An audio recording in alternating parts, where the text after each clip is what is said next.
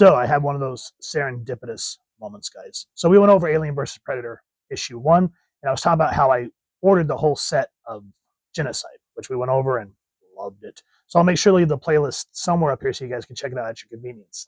Anyway, the cat, I wish I could remember his name from eBay that I bought it from, threw in a free copy of the first printing of Alien vs. Predator issue 1. So that was just like, oh, it was just one of those moments.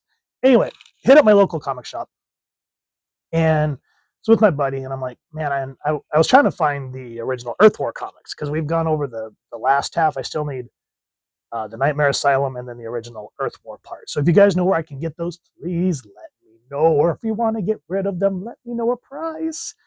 So anyway, went over to the Aliens Dark Horse section, and I'm just flipping, not really thinking about it. And I went, wait, Alien versus Predator. I went, no way, no way. Because I'm like, they didn't have one. I'm like, 2, 3, 4. And so right there in the comic shop, you guys probably smack me, but I do have this habit of, if I'm not sure about something, I break the comic book right open. You know, I lay it there on top of all the back issues, and I crack it open, and I look, and I went, oh crap, it's Machiko. There's Ryushi. And I realized there's the rest of the Alien versus Predator run. So I had to grab that, and now we will be finishing the first Alien versus Predator comic series. Now, I know this isn't the first time there's the Dark Horse Presents, which I want to find, and I know there's a 0 issue where it shows the inside of the Yautja's ship and how they have the Queen Alien stored. So if you guys know where I can get that 0 issue or the other stuff, as I was just saying, please let me know, because I would like to have that for me. But anyway, this is why I get so mad at the movie, because the movie, entertaining as it was, it's like, why is Fox shitting the bed and doing a prequel where it takes place on Earth inside of Antarctica in the bowels of a frozen temple, when they could have ignored that, gone to this, and just did something completely different. Because I mean, there's times where I was listening to Alien Theory, and he was talking about how Sigourney Weaver was done doing Ripley.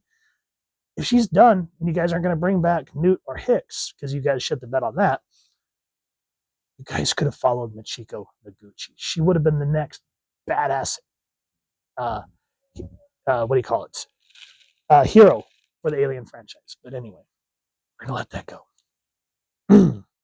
This is Randy Stradley doing the writing, Phill Norwood doing the penciling, Carl Story doing the inks, Pat Brissot letterer, Monica Livingston the colors, and Diana Schultz was the editor. Print date on this was August 19. And one thing I love about these old school Dark Horse comics, and you can kind of see it in Marvel and DC, but it was more in the indie comics. But I mean, you look at these panels, and I can't help but think like Heavy Metal the movie or Heavy Metal magazine type style art. So we see all the Renth and the pins next to the Lecter. It says, the double suns blaze upon prosperity wells, banished the shadows, dried men's sweat to chafing, salty crust, erased even the memory of comfort. And I love how we get the establishing shot, and we just keep going closer and closer without it feeling like they're writing this as a movie shot script, essentially, or panel board, storyboard. They're still using the visual medium of comics, as traditional comics should be, to tell a story. So we see kind of what they're talking about, setting the scene of Ryushi, and we get closer to the Lecter as big Cygni and little Cygni creep toward their zeniths. Activity on the ground slowed.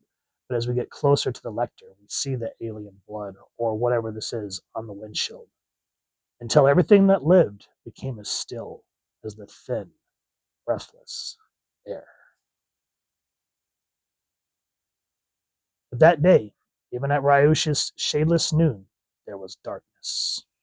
A darkness echoing with the soft, wet sounds of rhythmic movement, the insistent pulse of body against body, the dizzying, wordless thrum. And so we see one of the Rents getting ready to give birth, building toward a screaming, feral release. That's one thing I've always loved about these early Dark Horse comics, because they were poetic in how they're kind of juxtapositioning what the narrator is saying with the visual images. And it just works on so many levels, and I miss stuff like this, to where we finally see what's going on inside the Lecter. We see the pilots webbed up, which obviously shows what happened to them. and a foreshadowing of what's going to happen to them. But they have no idea what's going on. And of course, the Queen Alien standing by, and it's just a very uncomfortable panel to look at, but still, artistic wise, aesthetically wise, beautifully appeasing to the eyes. And before we can get any more into like, whoa, what the hell did I just see? We cut to Noguchi. And remember, at this point, issue 2, she's still trying to gain the trust of Prosperity Wells because she's kind of alienated herself, letting the guy she's learning from that's leaving take charge, and everyone kind of thinks she's this recluse bitch at this point. And so it's like I know their names, and then my mind just goes, yeah, I can't remember his name. Hold on. Yeah, I can't remember his name. Anyway, she's saying you need to come have a look at what Doc Revna has received. And so remember, Doc Revna, she's the wife of Cesar. And he's the one that went out to try to find where these face huggers were. And remember, Roth, one of the ranch hands here, he's like the big honcho that everyone listens to, told him to look somewhere else because he didn't want to deal with quarantine getting the Rinth back on the Lecter, which, as we could see, was a very stupid move on his part. Anyway, she's looking at this and she goes, "Oh, Noguchi, did they find my Cesar? Or Cesar? I forget how to pronounce his name." She goes, "Not yet, Dr. Revna. But we got our best people out looking for him. Is there anything you can tell me of that might help us locate your husband? Something you might not have thought was important before?" "No, I don't think so. Cesar was on his way up to Iowa Gorge to look for more of these. They're virtually unclassifiable. Their structure bears characteristics of both carbon-based and silicone-based life forms." And you can see that her heart's not 100% in it because she keeps thinking about her husband. And Noguchi is just really thinking about all this stuff that's going on at the moment. And she goes, "I'm going to talk to Roth. First, then Ackland. If anything has happened to Revna, he'll pay." So I messed up. Roth was the ranch hand for Ackland. Ackland's the big guy. Too many names. So anyway, these guys are the ones out looking for Revna. And they come across what happened last issue. If you want to know what happened last issue, go check out the book. I'll make sure to start building a playlist so you guys can watch these sequentially. And this dude, he's so funny. He goes, "Look at this, Akita. Do you know what this is? This is an honest-to-God alien spaceship, or what's left of it. This wasn't built in Detroit or Osaka or even Seoul. We're talking UFOs, chariots of the gods." And then they find that Predator, this is Broken Tusk, is alive. "This is too shit and unbelievable. I mean, can it, Spanner? Help me get him into the copter." And so they have to abandon their search to bring back this discovery. And he says, "I don't know. It looked to me like they landed was only okay, but something happened after he touched down. You mean like a ruptured fuel tank or something like that? Maybe we don't want to borrow from their technology after all." And it's such a good way to go from them to the remaining Predators. And now, one thing that I will say, as I've talked about several times in my reviews growing up, comic shops never lasted. So I never knew that this was a comic series before.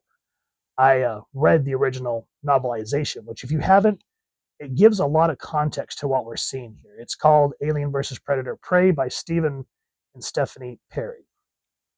And it actually gives all these different predators names. And that's how we find out that Broken Tusk is named Broken Tusk. Because it doesn't really, I mean, the description here, we'll kind of go over it, but it just touches on it. So what I like to think is the comic book is what it is. It's established the history. And then the book came out, because this was 1990, I think it came out in 94, somewhere around there. It's kind of like a compendium. And it builds upon, like if you watch Alien Theory's run on this, he uses the novelization as like third-person narration in between the panels, so you can understand and appreciate these characters more. Because in the comic series, which at the time, if you think about it, them just being silent killers adds more to the mystique. Whereas they say in horror movies, less is more. So we cut to this house. "What's for lunch?" "Tuna casserole." And so we're just kind of having this casual conversation amongst family. But then the dog starts going nuts. "What is it, boy? What's the matter?" "I'll bet it's one of those damn briar wolves again. Sick 'em, boy." what is it, Dad? And we see him attacking something invisible. And then from 2.5 seconds like that, we go from casual lunch talk to full on freaking slaughter. And unfortunately, tragically, it is hard to read. And the only one that survives is the son. But this is the next plot beat that starts to show the invasion. We see Tom and Scott, I believe their names.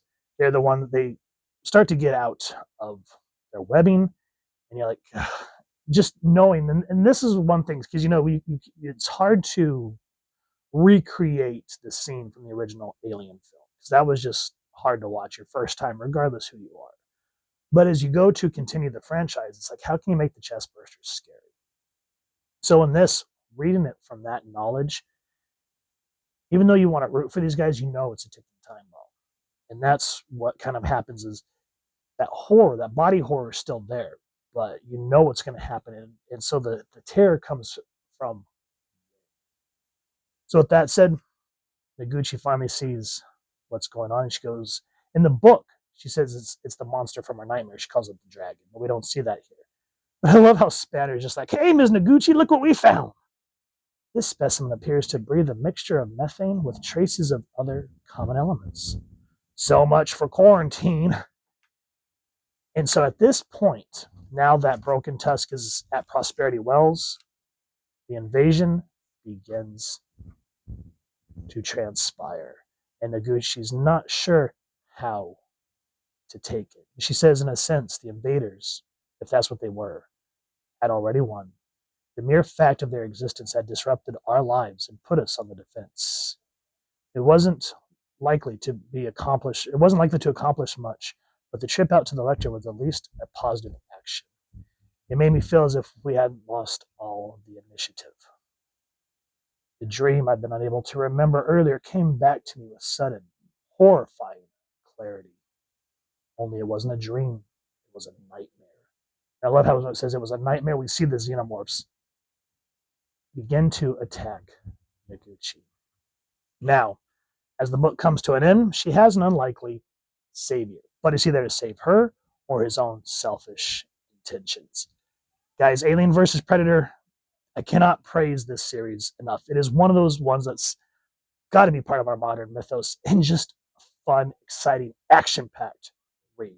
So if you've enjoyed what you've seen, please first and foremost support your local comic shop or wherever you like to get your action figures and comics and grab this series either in the singles if you can get them or the collected trade and check out the novelization. So check out your local library as well. If you've enjoyed this review, really would appreciate taking a moment to like, share, and subscribe.